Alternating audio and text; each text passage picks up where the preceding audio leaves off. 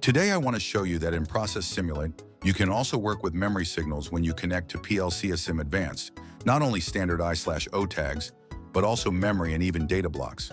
I start in Process Simulate and open the PLC connection in the options. There I add a new PLC-Sim Advanced connection and link it by signal name to the PLC. In the Tag Access section, you can already see the different access modes: IO, IO+M, IO+DB, IO MDB.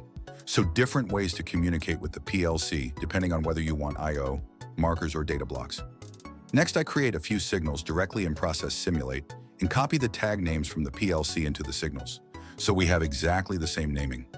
I drop the signals into the simulation panel, press play, and immediately you can see that the connection works. The signals in Process Simulate follow the PLC states. Then I add an input signal, and when I toggle it in Process Simulate, you can see it instantly in PLC Sim Advanced as well. Now it gets interesting. I want to use a memory marker from the PLC, in this case the clock 5 Hz marker. So I create a new signal in Process Simulate called clock 5 Hz and put it into the simulation panel. But nothing changes yet, because with pure I/O access, Process Simulate can't read that marker.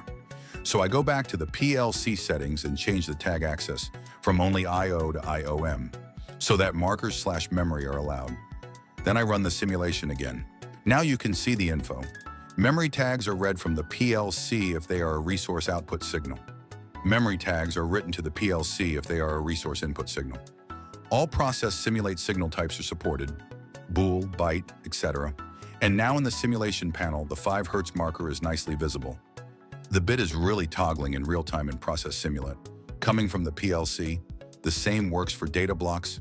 There's a note: data blocks are supported in the same manner using the database tag access setting, IO MDB. So in the PLC, I pick a DB and a variable inside that DB. Then in Process Simulate, I create a signal with exactly the same name, DB name plus variable name, and I select the external PLC connection with IO MDB as tag access. After I add this signal to the simulation panel, Process Simulate can now also read and write data that comes from a data block in PLC Sim Advanced. At the end, I change one of the signals in Process Simulate, and you can directly see the update in the PLC.